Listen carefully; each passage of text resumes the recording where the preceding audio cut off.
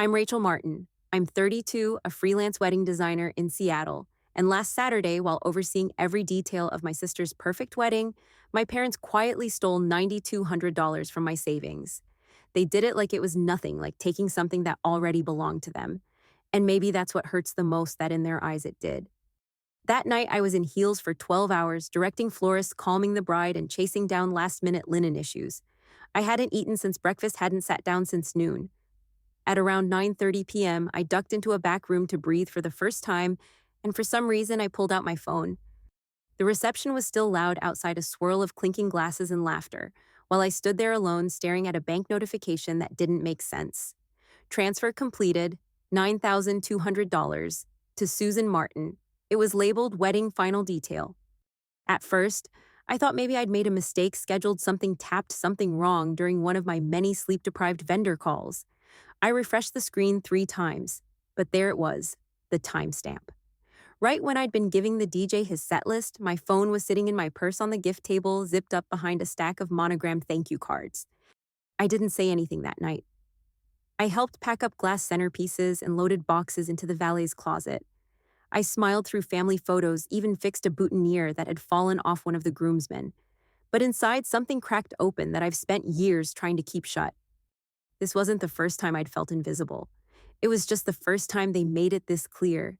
In a moment that should have been about family, about celebration, I was reduced to someone they could take from without asking, someone who wouldn't fight back. People always tell me I'm so helpful, so composed. I'm the daughter who remembers birthdays, who helps clean the kitchen after Thanksgiving, who sends thank you notes on behalf of my mom when she forgets. The one who doesn't ask for much because I learned early that asking meant hearing no, or worse, being told I was ungrateful. So I gave. I gave my time, my energy, my professional skills. I built that wedding from scratch while my parents took the credit, and then they took the money too. When I saw that transfer, my hands started shaking, but not out of rage. It was something deeper, a sadness that made my throat close like I was choking on something too heavy to swallow. I've kept so many of these stories to myself over the years, convincing myself it wasn't that bad, that this was just how families worked. But this time, something inside me said no. This time, I wasn't going to let it slide. Not because I want revenge, but because I deserve to be more than the family assistant. Because I worked for every dollar in that account. Because I'm tired of pretending this is normal. So if you've ever been the quiet one, the one who always gives more than she gets, the one who holds everything together while no one says thank you, I'm telling this story for you too. Because something changed that night, and what happened next might have shocked them, but it didn't surprise me, not anymore. I grew up in a house where everything looked perfect on the outside. Our lawn was always trimmed, the furniture always matched, and my mother never stepped out without her lipstick on. But behind the holiday cards and framed certificates was a quiet kind of imbalance that shaped everything I became. My sister Haley was the golden girl. She was born 3 years after me with bouncy curls and a loud laugh that everyone seemed to love. From the time she could talk, people would stop us in grocery stores to tell my mom how adorable she was. Haley had this magnetic energy that made rooms tilt in her direction. She sang in every school talent show, danced at family gatherings, and always had someone cheering her on. I was the one making sure her shoes were in her dance bag or helping her memorize her lines for the school play. I was quieter, more careful. I liked books, crafts, puzzles. I made my bed without being asked and got straight A's. But no one ever made a big deal about that. When Haley got a B in math, there were meetings with tutors and tears over the dinner table. When I won the spelling bee, it got mentioned in passing between bites of meatloaf. Our mom, Susan, was a full-time homemaker, but you'd never catch her in sweats. She ran our family like a business, down to the color-coded pantry and the rotating dinner schedule. She cared deeply about appearances, about how our family was perceived. And Haley, with her bubbly charm, was the perfect showpiece. Dad Gary was a dentist with 2 offices and a growing practice. He was calm, serious, and spent most of his time talking about systems and investments. He believed in discipline and results, and I think that's why he liked me in a quiet way. I didn't cause problems. I just handled them. Every Christmas, Haley got the big reaction gifts. When she unwrapped the pink karaoke machine or the new bike with streamers, the room would light up. I once got a microscope kit I'd been begging for, and no one even noticed I hadn't opened my last box. At school events, my mom would beam when Haley walked on stage. She always had her phone out filming every second. When it was my turn, usually to collect some certificate or award, she'd clap politely but keep checking her watch. I remember one Thanksgiving when I was 10. I had helped mom in the kitchen all morning, peeling potatoes, folding napkins, even arranging the centerpiece she posted on Facebook as her own. When guests arrived, she told them Haley had helped with the rolls. That was the only credit given. It wasn't that anyone was mean to me. That would have been easier to explain. It was more like I faded into the background because I didn't demand the spotlight. I was the safe one, the reliable one, the one they knew would say yes. That's where it started, I think. This belief that if I just helped more, smiled more, stayed out of the way, they might see me. Not just notice me, but really see me. Not for what I could fix or provide, but for who I was. But that moment never came. It became this pattern. Haley would dream big, and I would quietly clean up the mess afterward. She crashed her car in high school, and I was the one who drove her to school for 3 months. She forgot to apply for college housing, and I gave up my spring break to help her move. I don't think she ever asked me to. I just did it. Because somewhere deep down, I thought that being needed meant being valued. That if I was useful enough eventually, I'd earn a seat at the table where love and attention were served. By the time I turned 20, I knew exactly how to anticipate other people's needs. I could walk into a room and sense who needed help, what needed cleaning, who was uncomfortable. But I couldn't recognize my own exhaustion. I didn't know how to ask for anything in return. Even when I moved out and built my own life in Seattle, that pattern followed me. I took on too much. I apologized too often. I said yes when I wanted to say no. I got really good at taking care of people. I just never learned how to let anyone take care of me. Looking back, I don't think my parents meant to hurt me. I think they were so busy polishing the family image that they never paused to wonder who was holding up the mirror. And I did for years, quietly, steadily, invisibly. Until that wedding night, when I realized they hadn't just overlooked me, they had taken from me, not my time, not just my energy, but money I had worked years to save. And in doing that, they forced me to finally ask the question I'd avoided my whole life. What happens when the helper finally stops helping? Haley announced her engagement over brunch at our parents' house on a Sunday in early spring. She held out her hand like she was unveiling a trophy, her diamond flashing in the sunlight streaming through the kitchen window. Mom gasped, first then clapped her hands and reached for her phone before Haley even finished saying his name. His name was Drew, and he was nice enough. Financial analyst Good Smile talked a little too much about crypto, but he made Haley laugh, and that was apparently all anyone needed to know. Dad shook his hand with a satisfied nod, and Mom was already pulling out her planner before the eggs got cold. By the time we cleared the table, it had already begun. Mom said it so casually, I almost missed the trap. With Rachel's experience, this wedding is going to be unforgettable. Haley beamed at me like I'd just been given an award. I smiled back, but my stomach sank. At first, it sounded flattering, a compliment wrapped in a suggestion. It wasn't a request, not really. It was more like a fact being stated. Rachel's in the business. She knows people. She'll help.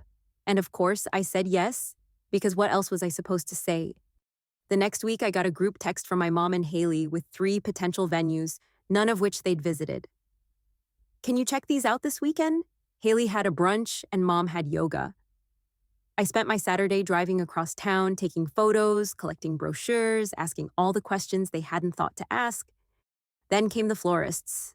Haley had seen something online, maybe ranunculus or peonies, she wasn't sure. Could I talk to some vendors and see what would be in season? I told myself it was fine. I'd done this before. I knew what I was doing, and this time, maybe they'd really notice. That thought kept me going. Maybe if I nailed this, if I created something magical for Haley, they'd finally see what I could do. Not just what I could give, but what I could create. For once, maybe the spotlight would land on me even just for a second. I told myself it was just a few things, a few favors, a few weekends, but deep down I already knew how this worked. I knew how fast favors turned into obligations. I knew the line between being helpful and being used could disappear before you realized you'd crossed it. Still, I wanted this one to be different. I wanted this to be the time they looked at me and said, "We couldn't have done this without you." So I kept saying yes. Yes to reviewing vendor contracts. Yes to attending cake tastings. Yes to holding Haley's hand when she couldn't decide between blush or dusty rose. Each task felt like another small stone added to a growing pile on my back. But every time I thought about saying no, I remembered that look in Haley's eyes when she hugged me at brunch. "You're going to make this perfect, Rach." I just know it, and I wanted to believe that maybe this time perfect would finally include me. What started as small favors quickly turned into something else. One week it was helping pick out table runners. The next I was ordering hand-lettered place cards, designing a digital seating chart, and fielding texts from my mom about lighting options at midnight. No one asked if I had time. No one offered to pay. The costs were small at first, and I didn't think much of covering them. A deposit here, a rush fee there, but soon it was hundreds, then thousands. And when I brought it up, Mom waved it off with a smile and a reminder that this was a once-in-a-lifetime event. Every time I raised a concern, I was met with that same look, like I was ruining something special, like I was being petty for mentioning money when my little sister was getting married. Haley would squeeze my arm and say she'd pay me back later, but she never brought it up again. I started doubting myself. Maybe I was being difficult. Maybe this was just how things worked in families. I mean, I was the one with wedding experience. I had the contacts. I could do this in my sleep. Didn't that mean I should? There were moments when I'd open my banking app, stare at the decreasing number, and tell myself it would all be worth it. That one day I'd look back and be glad I did this. That this would finally be the thing that showed them what I was capable of. But under all that hope, something heavier was growing. A dull ache in my chest when I checked my email at night and saw 5 more tasks waiting. A silent panic when I realized I hadn't booked a new client in weeks because this wedding was swallowing all my time. Still, I kept going. I told myself I was strong enough to carry it, that this was what good daughters did, that I was lucky to be needed. But part of me knew the truth, that I wasn't being honored. I was being used, and I was too tired to do anything about it. To cover the growing list of wedding costs, I started saying yes to every side job I could find. I coordinated a corporate mixer on a Tuesday night, a last-minute birthday party on Friday, and a nonprofit gala the next morning. I told myself it was temporary, just until I caught up, just until Haley's wedding was done. My apartment turned into a storage unit. Sample linens piled on the kitchen chairs, boxes of votive candles lined the hallway. I ate dinner standing up half the time, forgetting if I'd already eaten that day. Sleep became optional. I'd crawl into bed at midnight and lie there, my brain still running through timelines and invoices and floral mock-ups. When I did fall asleep, I'd dream about missed calls or a cake delivery arriving melted. My body started slipping. I was always cold. My skin looked gray under the bathroom light. I snapped at the barista when they gave me the wrong drink, then apologized so fast my voice cracked. Maya noticed before anyone else did. We met for coffee after I'd finished setting up a baby shower that morning. I was still in my black work flats and hadn't changed out of my polo with a stain on the sleeve. She studied my face while I stirred a cup of tea I didn't even want. She asked how things were going. I smiled too quickly and said it was all under control. She didn't buy it. She never does. She looked around my apartment when she dropped me off and raised an eyebrow at the chaos. "This isn't love," she said quietly. "This is exploitation." I tried to laugh it off, but the sound came out dry. I told her she was overreacting, that I wanted to help. That family meant sacrifice. But even as I said it, something inside me winced. I was exhausted. I was spending more money than I made. And every time I asked for clarity or support, I was met with silence or guilt. Still, I couldn't say it out loud. I couldn't admit that the people I loved most might be using me, that they saw me not as a daughter or sister, but as a resource. So I told Maya it would all be fine once the wedding was over. I said I was just tired, but I think she knew. She gave me that look she gives when she's worried but trying not to push. That night, as I unpacked another shipment of chargers and centerpiece frames, I caught a glimpse of myself in the hallway mirror. My eyes looked flat, my shoulders slumped forward. I barely recognized the person staring back. And for a moment, just a moment, I wondered what would happen if I stopped. If I just stopped saying yes. But then my phone buzzed with another request from Mom, and I shoved the thought down like I always did. The morning of the wedding started before the sun came up. I was at the venue by 6, triple-checking the floral delivery and calling the linen company because they brought the wrong napkin color. My shoes pinched before breakfast, and my phone didn't stop buzzing until after the ceremony. The venue looked beautiful. Candles flickered on every table, the orchid installations floated like clouds above the dance floor, and the lighting cast everything in a soft, expensive glow. Guests walked in wide-eyed, and I kept hearing words like stunning and magical. I wanted to feel proud. I wanted to take it in even just for a second. But every time I tried to slow down, another problem landed in my lap. The seating chart was off by 3 names. The DJ didn't have the father-daughter song. Someone spilled wine on the welcome sign. No one noticed how hard I was working. My mom swept past me with a glass of champagne in her hand, laughing with guests pointing at the orchids and saying she picked them out herself. My sister was busy floating from group to group in her designer gown, glowing in the attention. When she passed me near the dessert table, she smiled and said something like, "Everything looks great," before being pulled away again. I hadn't eaten all day. My dress was wrinkled from lifting boxes. My feet were blistered inside the heels I'd bought secondhand to match the color scheme. I sat down once just for a minute before someone tapped my shoulder to ask where the extra candles were. When the toast began, I stood near the wall behind the caterers, listening to stories and laughter and memories. No one mentioned me. No one thanked the person who had held every piece of this together with invisible thread. Around 9, I slipped away to the guest bathroom and locked myself in the farthest stall. My hands were shaking, my throat ached. I didn't want to cry, but it was like my body gave up trying to hold everything in. The music thumped softly through the walls. I could hear cheers and clinking glasses and the hum of a party in full swing. But in that small tiled room, I felt completely alone. Not just tired, not just overworked. Unseen. I sat there for a long time, letting the tears come in waves. It wasn't just about the wedding. It was years of being the one behind the scenes, the one who handled it, the one who kept things together. And tonight, even after giving everything, I didn't even matter enough to be mentioned. I wiped my face with tissue from my purse, reapplied my lipstick with shaking hands, and stared at myself in the mirror. I didn't look like someone who just pulled off a dream wedding. I looked like someone who had been emptied out, and I didn't know how much more of me there was left to give. I got home after midnight shoes in one hand, jacket half falling off my shoulder. My body ached, my head throbbed, and all I wanted was sleep. But something kept tugging at me, a weight I couldn't name. So I sat on the edge of the bed and opened my banking app. The screen loaded slow, like it knew what was coming. And there it was, a transfer for $9,200, sent at 9:17 p.m. to Susan Martin, labeled Wedding Final Detail. At first I thought it had to be a mistake. A vendor I paid through her account maybe, an invoice mix-up, but the number matched nothing I had approved. My stomach dropped.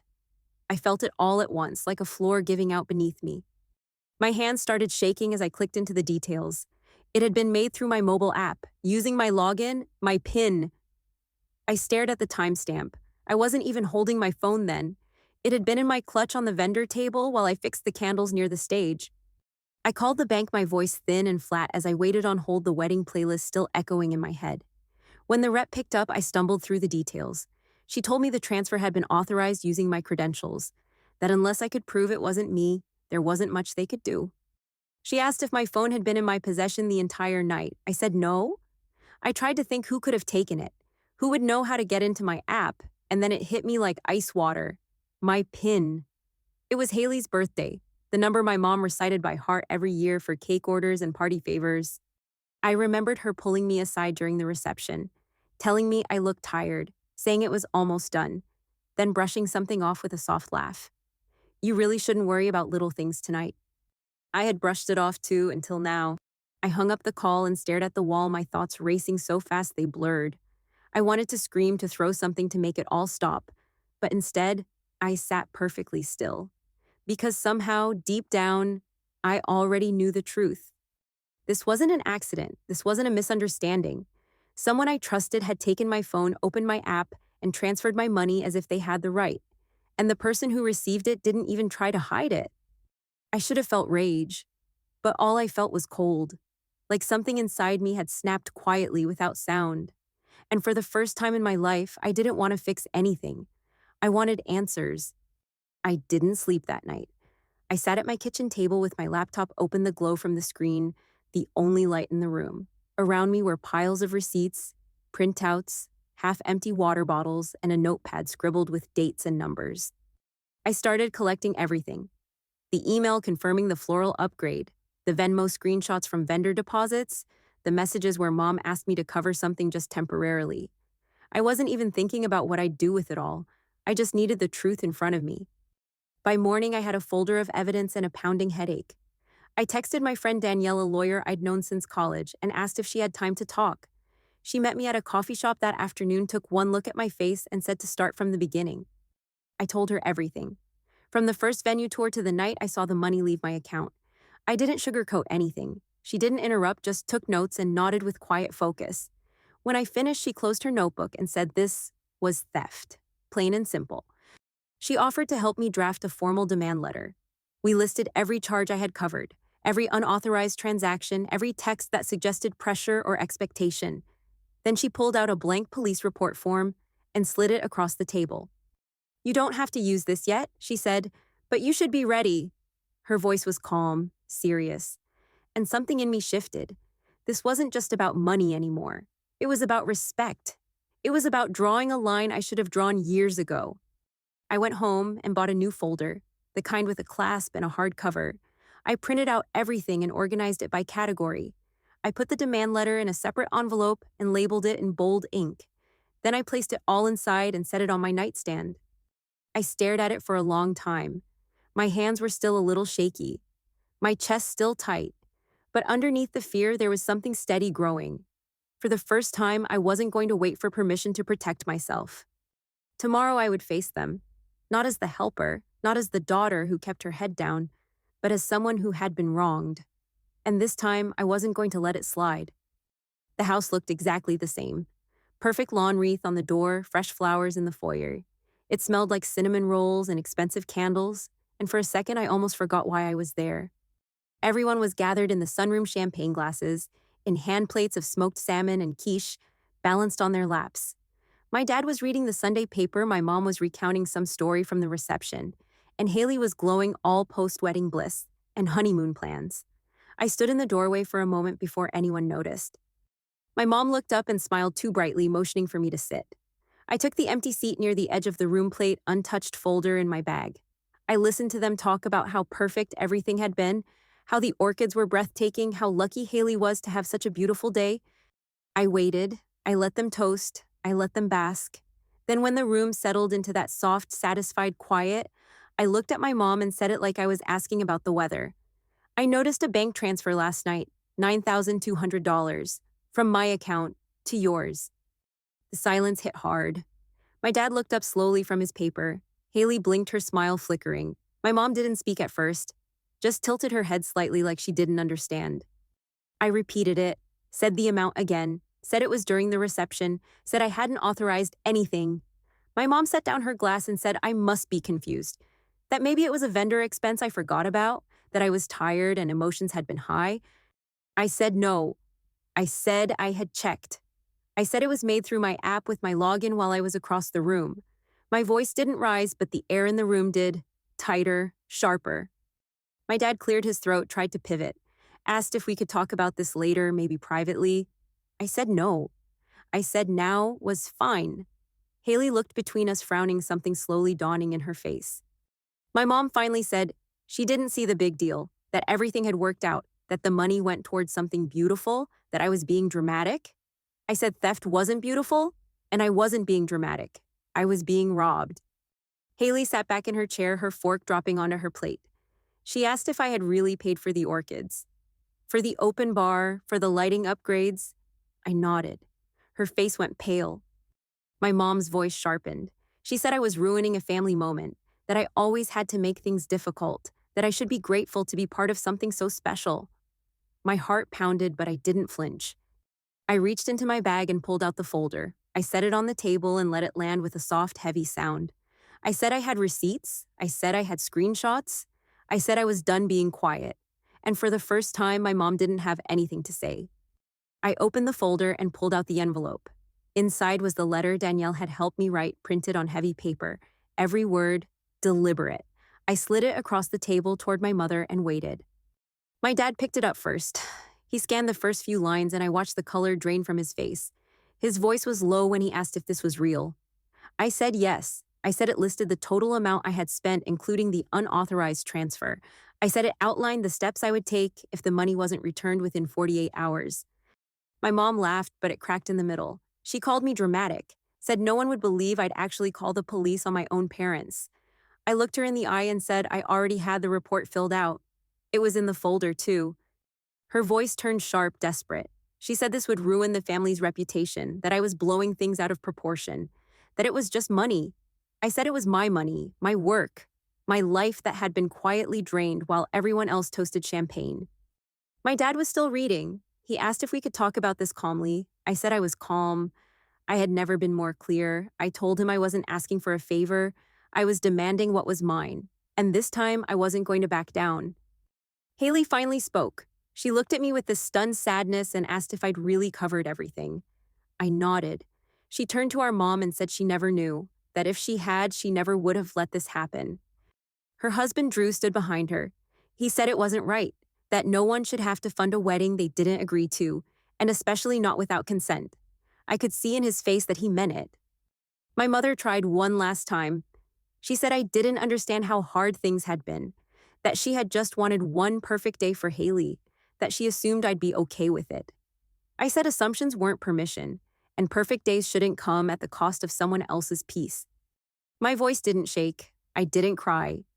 I just stood there and said I was done being useful and invisible. I said if the money wasn't returned in full, I would move forward with legal action. My father folded the letter slowly and set it down. He said they would handle it, that it would be taken care of. No one touched their food after that. The room had gone quiet. My mother sat back in her chair, her face tight, her fingers clenched in her lap. She didn't apologize, but she didn't argue either. And in that silence, I saw it. They finally understood. The girl who never spoke up had just drawn a line, and they weren't going to cross it again. The money was returned within 48 hours, the full amount down to the cent, including the unauthorized transfer. My dad sent a brief email confirming it had been handled with no apology, no explanation, just a receipt. It should have felt like a victory, and in some ways it did, but mostly it just felt quiet, like the end of a long storm that left everything damp and heavy. For the first few days, I kept checking my bank account, half expecting something to disappear again. I didn't hear from my mom at all. Haley texted once, just a single line asking if I was okay, and I stared at it for a full hour before replying that I didn't know yet. I started seeing a therapist a week later. Her name was Dr. Quinn. She had soft eyes and a blunt way of speaking that somehow made me feel safe. I told her everything in pieces, about the wedding, about the years before it, about how I'd learned to be useful instead of loved. She told me that wasn't love, that love doesn't require exhaustion as proof. I sat with that for a long time. I still am. In therapy, I started to untangle the idea that my worth was tied to what I could give, that being needed wasn't the same as being valued, that being praised for my silence wasn't the same as being seen. My mom eventually called. The conversation was short and stiff. She said they were starting family therapy. She said it wasn't easy. I told her I wasn't surprised. She asked if I might join one day. I said maybe. I wasn't ready to say more than that. Haley invited me to lunch about 2 weeks later. She looked nervous, like she thought I might walk out, but she didn't make excuses. She said she was sorry. She said she hadn't known, and that not knowing didn't excuse it. We talked about things we'd never said out loud, about growing up in a house where one of us shined and the other held the spotlight steady.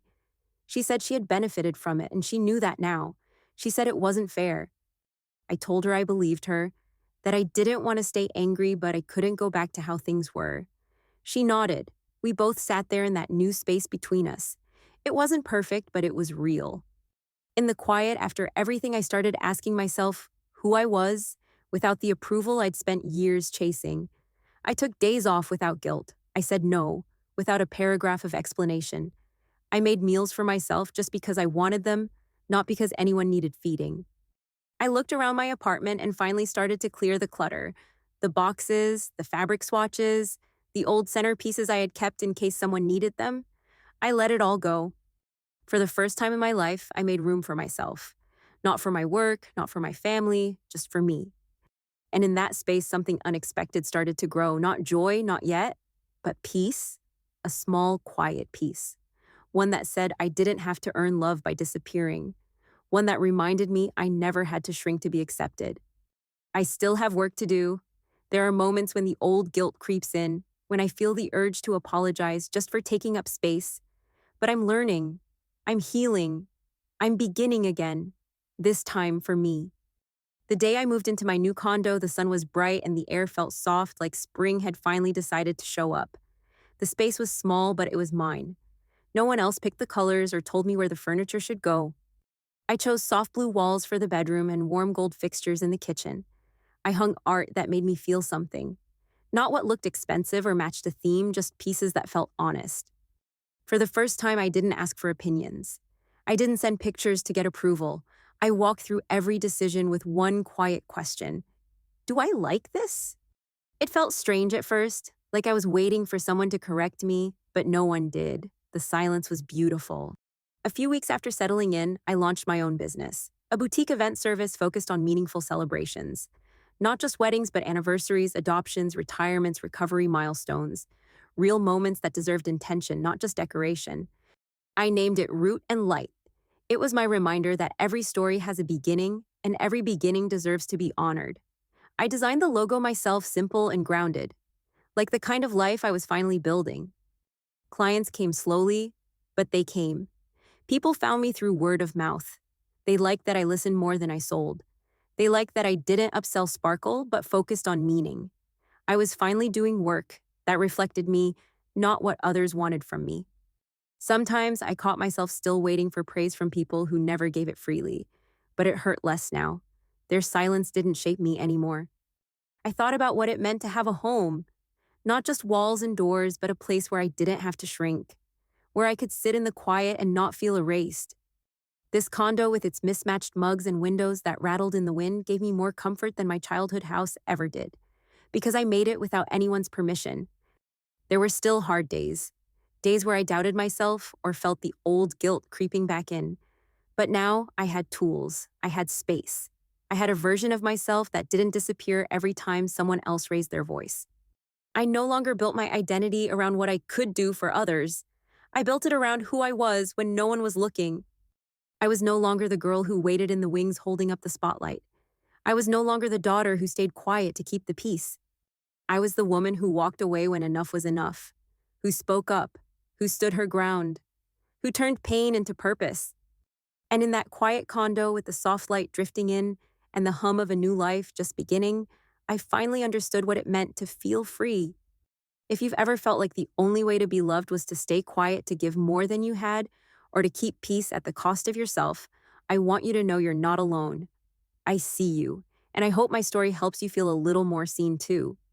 If you've had to stand up to your family, or if you're still gathering the courage to do it, I would love to hear your story in the comments. Sometimes just saying it out loud is the first step towards something better. Thank you for listening. Thank you for giving this story your time and heart. And please remember this: your worth isn't measured by how useful you are to others. You matter simply because you exist.